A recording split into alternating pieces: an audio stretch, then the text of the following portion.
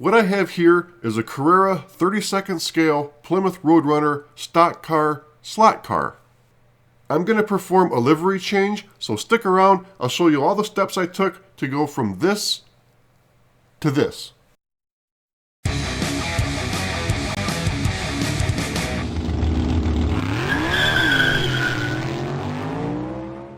This livery change is going to require a complete repaint job. Yeah, that's a word now, which means stripping the old paint, repainting, and then we're also going to add some custom graphics. Thus, we need to completely disassemble the body, meaning removing the bumpers, grille, interior, and glass. Those parts are secured from the factory by flaring or essentially melting the ends of these posts. We need to remove that flare, or I guess you could say mushroomed area, in order to remove the components. This is best accomplished using a hobby knife, but also a rotary tool with a grinding attachment works well, depending on how accessible the parts are that you're trying to remove. This Roadrunner is going to take a little bit longer than usual to get the paint off, as it has more paint than most cars. And it's molded in white, but then it's got the extra blue, red, and of course the gold on it. As opposed to this car here, which doesn't really have a lot of paint on it, a few areas with the printed graphics, some details up on the fender, the car numbers, and then of course some accents here on the side. This car really wouldn't take too long to get the paint off. That Roadrunner though, that's another story. To help remove the paint, I use isopropyl alcohol. The stronger the better, 91% is best.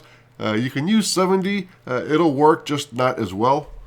So after removing all the parts, I just soak this in the alcohol. You can use a shallow dish or a bowl, or even the top of the jewel case, and soak that for a couple of hours. Actually, even overnight is not a bad idea.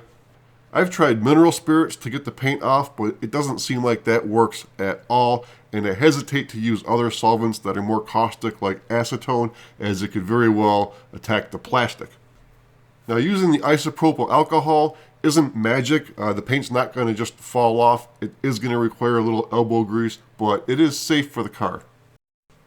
To assist on getting the paint off after it's been soaking, I like to use this kitchen sponge. It's got this aggressive pot scrubbing side on here, just in case the softer spongy side isn't quite getting the job done. And then also, toothbrush comes in handy to get into some of these tighter areas or some of these gaps and crevices.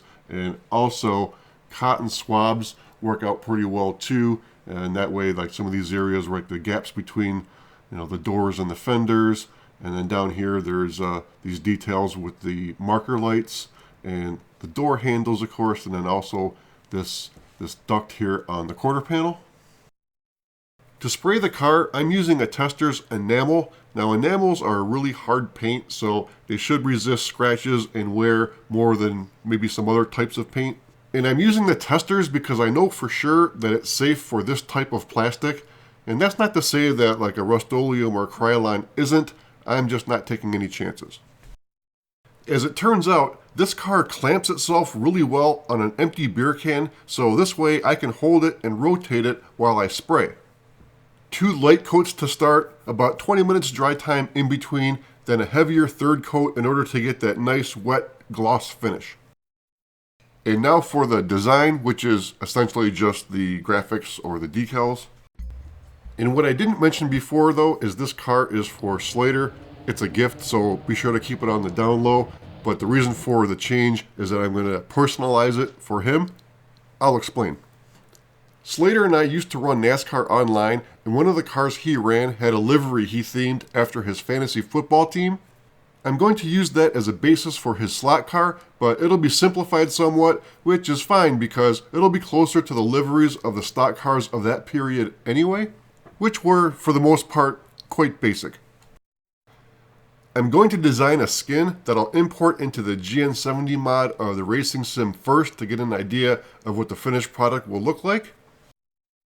I'm actually putting the skin onto a 70 Dodge Charger model in the racing sim, but in the Photoshop template, I used the Plymouth grille, taillights, and side scoops, and thus now it's a Roadrunner, or at least close enough. Here it is rendered, and that looks pretty good and correct for the era. What's also good is that I can use the same graphic files I created for the sim to make the decals. And I'll be printing those on clear waterslide decal sheets using an inkjet printer.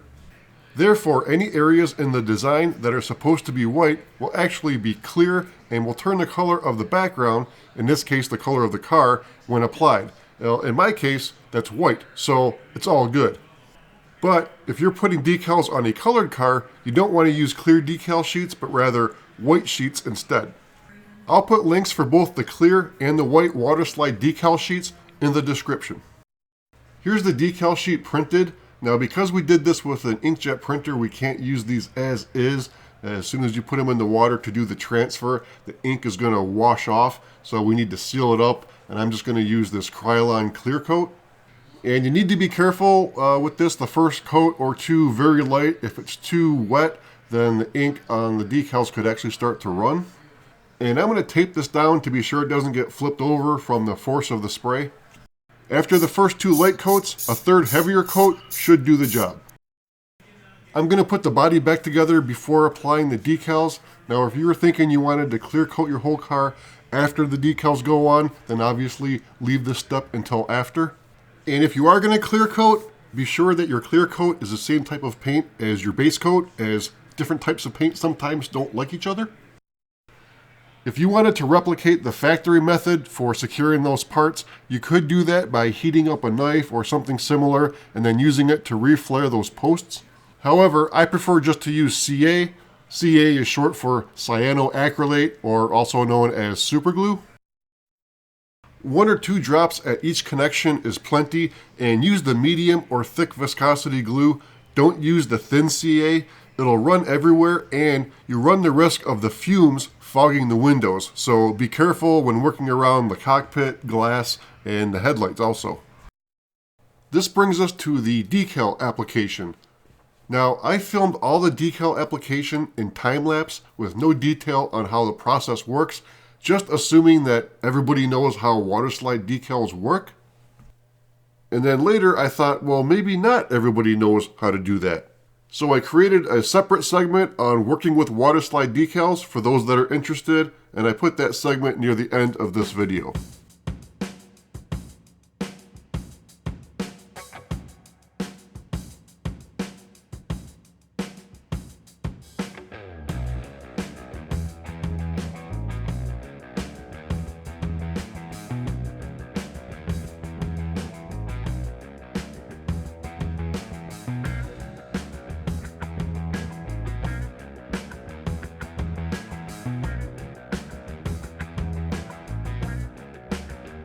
Turned out pretty good, I think. Let me know what you think in the comments.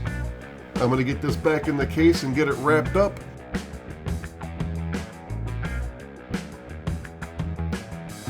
As mentioned earlier in the video, here's a segment on working with waterslide decals.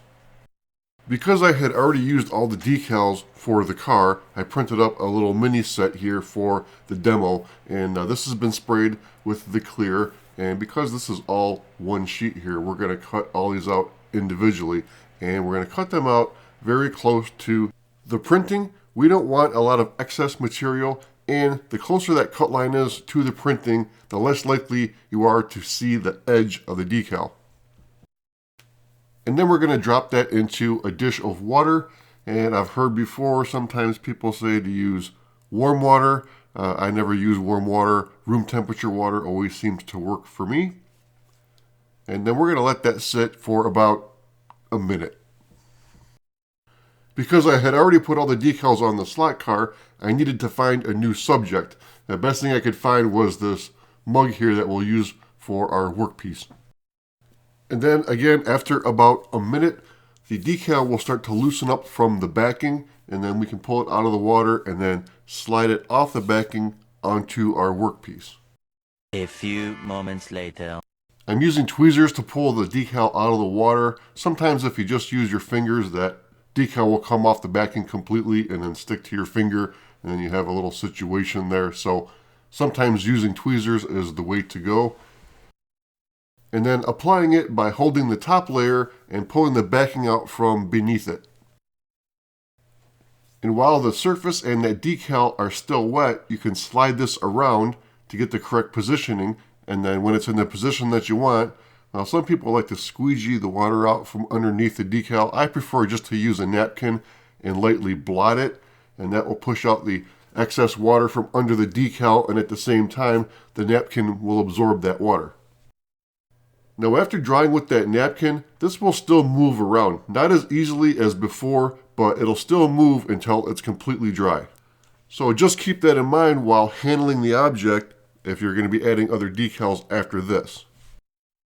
If you're still trying to position it, but it's setting up and getting difficult to slide, sometimes adding a drop or two of water will loosen it back up again. A few minutes later.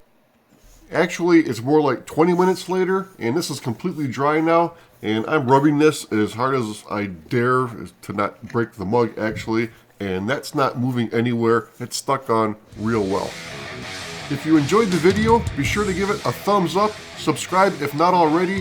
Thanks for watching. We'll see you next time.